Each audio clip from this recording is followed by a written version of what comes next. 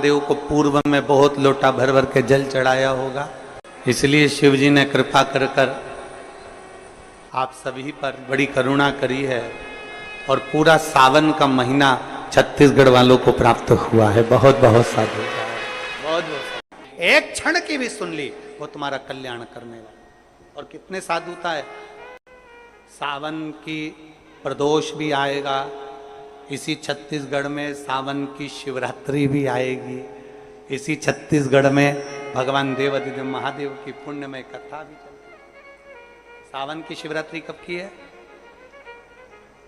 सावन की शिवरात्रि है 2 अगस्त की। कितने तारीख की? 2 अगस्त। पूरे भारत में ही नहीं, पूरे विश्व में, देश और विदेश में लोग ऑनलाइन पूजन करते हैं। उस दिन शिव भगवान का पार्थिव शिवलिंग बनाते हैं, पार्थिव शिवलिंग का निर्माण करते हैं, पूजन करते हैं। तो 2 अगस्त को हम जहां रहेंगे वहां से लाइव शाम को 7 बजे आप और हम, पूरा देश और पूरा विश्व, शाम को 7 बजे से 8 बजे तक 1 घंटे सावन की शिवरात्रि के दिन पार्थिव शिवलिंग का पूजन कर कर भगवान से अपने मन चाहा वर प्राप्त। इसमें क्या क्या सामान चढ़ेगा वो आप लोग लिख लीजिए। जो नहीं लिख पाएंगे उनको बाद में आस्था चैनल के माध्यम से टीवी पर उसको प्रसारित कर दिया जाएगा। 1 लोटा जल, 21 दाने गेहूं के, 5 कमलगट्टे, 108 चावल के आखे दाने, वैसे तो सबको याद होंगे पहले के भी, 108 चावल के दाने, आखे मतलब सेगे, 21 काली मिर्ची, 1 चुटकी काली तिल, 1 धतूरा, 7 बेलपत्र, 7 शमी पत्र, 7 लाल फूल, गुलाब के मिल जाए तो श्रेष्ठ है, नहीं तो कोई लाल फूल दूसरा मिल जाए वो भी श्रेष्ठ।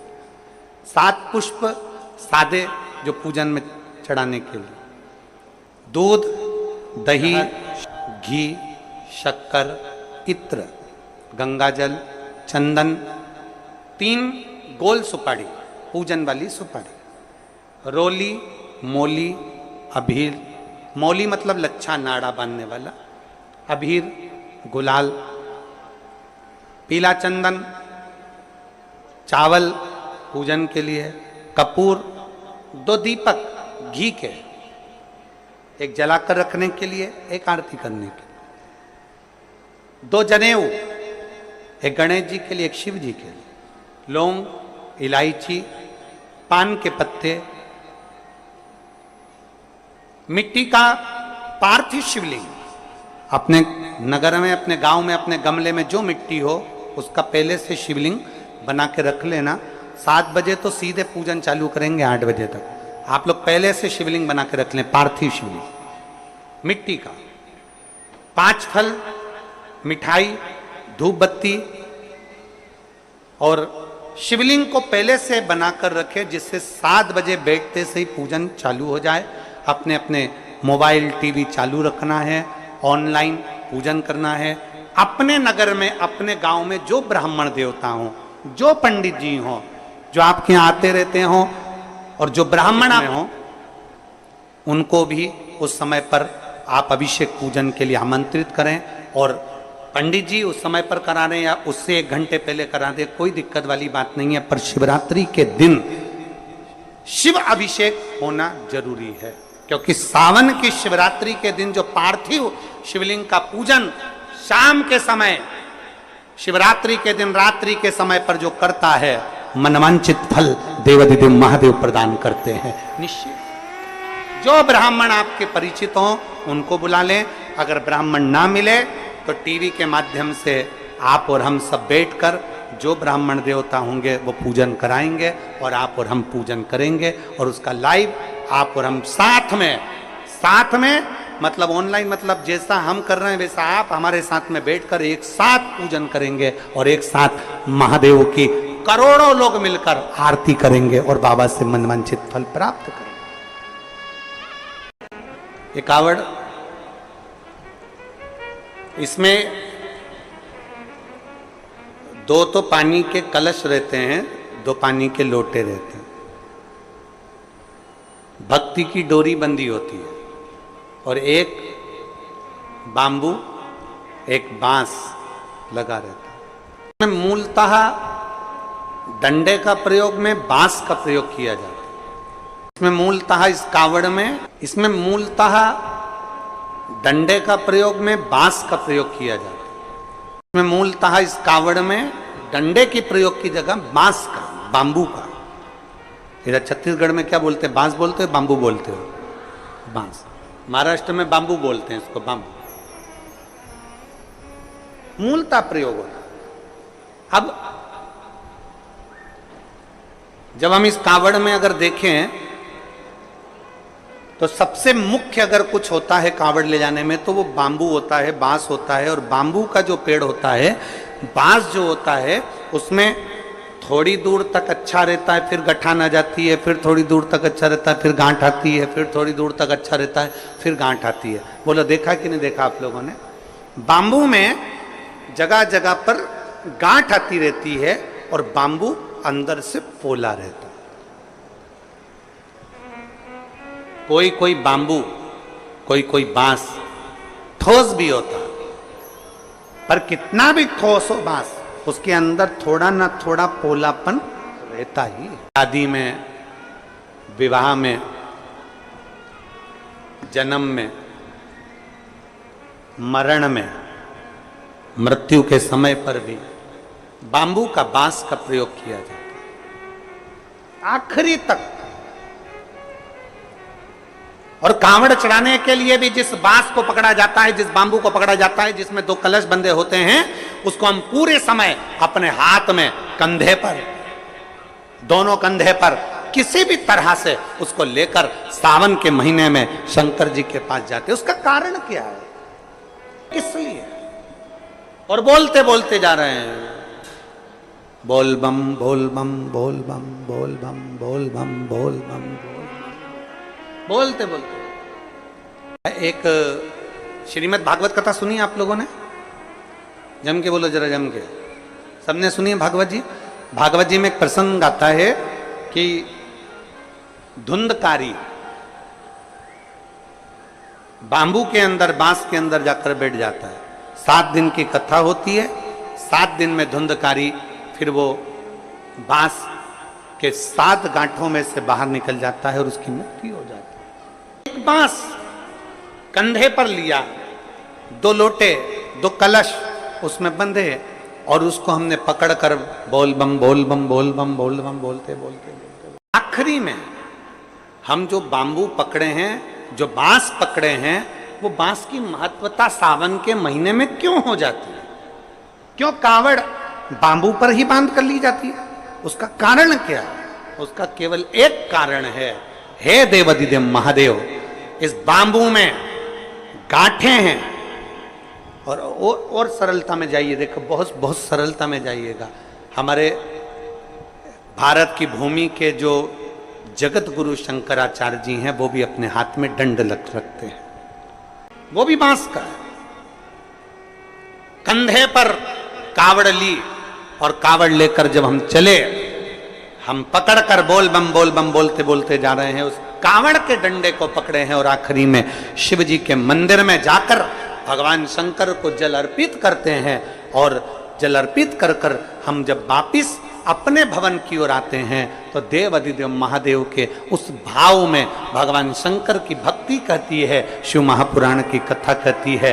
वो बांबू जिसमें बहुत सारी गांठें हैं, और वो गांठें स्वयं शिव शंकर की कथा कहती है। जिस समय पर हम दोनों हाथ में कावड़ के लोटों को लेकर, जल लेकर भगवान शिव को समर्पित करते हैं, 2 हाथ हमारे जल से भरे होते हैं और बांबू नीचे रह जाता है, उसी समय पर शिव कथा कहती है कि जैसे बांस की गांठें बहुत होती हैं और वो गांठ टूटती नहीं है, पर महादेव के चरणों में जैसे 2 लोटा जल पहुंचता है, हमारे जीवन की सारी गांठें टूटती चली जाती अपने आप।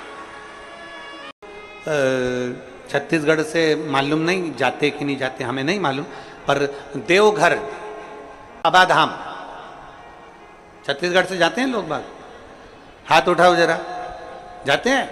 अरे बहुत बढ़िया, रखो रखो, बहुत बढ़िया। देवघर जाते हैं, सुल्तानगंज से जल भरकर देवघर तक पैदल 150 किलोमीटर तक बाबा का नाम लेते लेते लेते लेते भगवान का भजन करते करते चले जाते। उसके दरवाजे तक पहुंच गए, जल महादेव पर चढ़ा कि नहीं चढ़ा वो मतलब नहीं है, वो मूलता नहीं है, पर आप भगवान के दरवाजे तक जब पहुंचते हो सामने भगवान शिव की कृपा के रूप में आ जाते। केवल 1 लोटा जल। सावन में कितना? जम के बोलो जरा, 2 लोटा। 1 लोटा और सावन महीना 2 लोटा जल, क्योंकि चातुर्मास में सावन के महीने में हमारी भक्ति दुगनी होना चाहिए, हमारा भजन दुगना होना चाहिए, हमारा कीर्तन दुगना होना चाहिए, हमारा मंत्र जाप दुगना होना चाहिए। आस्था चैनल के माध्यम से, फेसबुक यूट्यूब के माध्यम से जितने शिव भक्त भगवान शिव की अविरल भक्ति को सावन के महीने में धारण कर रहे हैं, वो एक विश्वास के साथ संस्था से जुड़े हैं, और वो संस्था कहती है कि भगवान शंकर की पूजन मत करो, मूर्ति पूजन मत करो, शिव जी को जल मत चढ़ाओ, शंकर जी को अभिषेक मत करो, मूर्ति पूजन बंद करो। क्यों मूर्ति की पूजन करो? हम उस माता जी के पूरे शब्द सुनते जा रहे थे और अपना वो हाल में घूमते जा रहे थे। जिससे जुड़े हुए हैं वो बोलते हैं कि मूर्ति पूजन मत करो, और आप कहते हो कि शंकर जी को 1 लोटा जल चढ़ा। जिनसे जुड़े हैं वो कहते हैं कि मूर्ति बाहर निकाल दो, घर से बाहर कर दो मूर्ति को, मूर्ति एक भी घर में नहीं होना चाहिए, और जितना बन सके उतना ध्यान लगाकर बैठे रहो भगवान का, भगवान तुमको मिलेंगे। उस माँ से कहा तुम जिस भी संस्था से जुड़े हो हमें उससे मतलब नहीं है, उसने तुमसे कहा कि मूर्ति बाहर कर दो, मूर्ति पूजन मत करो, ध्यान लगा कर बैठे रहो। हमने उस माँ से सुबेरे सुबेरे तो ये बात नहीं कही, क्योंकि उसने जो प्रश्न किया था वो सुबेरे सुबेरे उसका उत्तर देने के लिए हम नहीं दे पा रहे थे। इतनी सुबह से इस व्यर्थ की बात का क्या वर्णन कर? अगर वो माँ वो बोल रही थी मैं कथा में आऊंगी कथा सुनने के लिए, तो अगर वो कथा में बैठी हो तो ध्यान लगाना उसको। जो तुमसे कह रहे हैं कि मूर्ति पूजन मत करो, जो तुमसे कहते हैं कि भगवान को बाहर निकाल दो, जो तुमसे कहते हैं कि मूर्ति को बाहर निकाल दो और ध्यान लगा कर बैठो, जितना कर सकते हो उतना ध्यान लगाओ, तो हम निवेदन करेंगे उनसे जाकर कहना तुम भी शादी मत करना, बच्चे मत करना। तो ध्यान में पड़ रहा है, बस ऐसा ध्यान लगाकर बैठ जाओ। ध्यान लगाकर बैठने से पत्नी प्राप्त हो जाएगी क्या? जम के बोलो जरा। ध्यान लगाकर बैठने से बच्चे पैदा हो जाएंगे क्या? जम के बोलो जरा। ध्यान लगाकर बैठने से मकान बन जाएगा क्या? नहीं। ध्यान लगाकर बैठने से तुम ध्यान लगा लो मकान बन गया, 4 मंजिल का बन गया, अटैच लेट बाथ लग गया, पलंग लग गया, सोफा लग गया, तो क्या मकान बन जाएगा? नहीं। उसके लिए तुम्हें ध्यान से हटकर थोड़ी परिश्रम करना पड़ेगा, तब मकान बन पाएगा। थोड़ा परिश्रम करना पड़ेगा तब जाकर कोई कार्य हो पाएगा। थोड़ा परिश्रम करना पड़ेगा तब तुम आगे बढ़ पाओगे। ध्यान रखना, जो कहते हैं कि मूर्ति पूजन मत करो, हम उनसे कहते हैं एक बार मेरे शंकर भगवान पे लोटा भर के जल चढ़ा कर देख, तू खुद अपने आप मूर्ति पूजन में लीन होता चले। विश्वास को बढ़ाना है हमें। सावन के महीने में हमें कुछ नहीं करना, बस इतना ही करना है कि हमारा विश्वास कितना शंकर के प्रति जा सकता है। सारे मिलेंगे आपको जो शंकर जी से आपको दूर करते जाएंगे, बहुत मिलेंगे। और मेरा निवेदन, आपके घर के पास, आपके नगर में, आपके खेड़े में, आपके मोहल्ले में, आपके क्षेत्र में जहां शिव का मंदिर है वहां रोज जाओ, 1 लोटा जल लेकर शिव के पास जाओ। है सावन के महीने में अपने बच्चों के हाथ में 1 लोटा जल पकड़ाओ और उसको भी शिवालय तक भेजो, जिससे उसका मन स्थिर होगा। शरीर भले घूमता जाए पर मन की स्थिरता बनना चाहिए। कई लोग कहते हैं ब्राह्मण की पहचान होती है यज्ञोपवीत से, कई लोग कहते हैं ब्राह्मण की पहचान होती है तिलक से, कई लोग कहते हैं ब्राह्मण की पहचान होती है शिखा से। पर शिव महापुराण की कथा कहती है ये 3 से ब्राह्मण की पहचान तो होती है, पर 3 चीजें ब्राह्मण को परमात्मा से मिला देती है। एक व्यसन से मुक्ति, एक वासना से मुक्ति और एक निंदा से मुक्ति। कि पंडाल में बैठकर शिव महापुराण की कथा अगर सुनी जाती है और जो मांगा जाता है वो प्राप्त होता है। हमने विचार करा अब हमें कहाँ शिव महापुराण की कथा सुनने को मिलेगी। वो सीहोर वाला बाबा तो इतनी दूर दूर कथा करने जाता है, हमारे क्षेत्र में कहाँ कथा करने आए। तभी हमें सूचना मिली कि भिलाई में कथा होने वाली थी। उस समय पर हम भिलाई की कथा को सुने। लॉकडाउन का समय हमने भिलाई की कथा को सुना। पंडाल में बैठकर बाबा से विनती करी और बाबा ने ऐसी कृपा करी गुरुदेव की कृपा से 8 साल के बाद मेरे घर में बाबा ने संतान का सुख दिया है। मैं बाबा को यहाँ प्रणाम करने के लिए 8 वर्ष के बाद मुझे मेरे बाबा ने संतान दी। गुरुदेव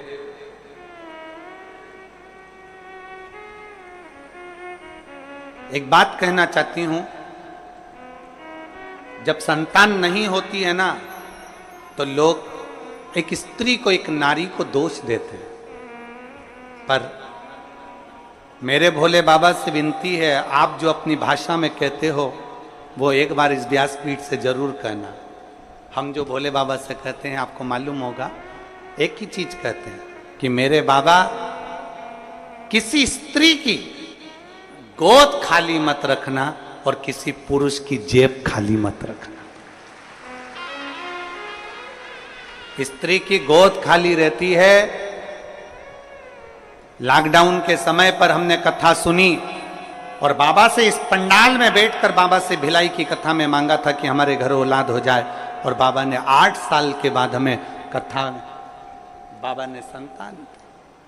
स्त्री की गोद खाली रहती है तो लोग ताना देते रहते हैं, अपशब्द कहते रहते हैं, ना जाने क्या क्या बोलते रहते हैं। और पुरुष की जब जेब खाली रहती है तो दुनिया के लोग गिनते नहीं है, ठोकर मार देते। श्री शिवाय नमस्तुभ्यं, हर हर महादेव। आशा करते हैं यह वीडियो आपको पसंद आई होगी। वीडियो पसंद आई होगी तो वीडियो को लाइक करें। चैनल पे नए हैं तो चैनल को सब्सक्राइब करें। कमेंट में हर हर महादेव ज़रूर लिखें।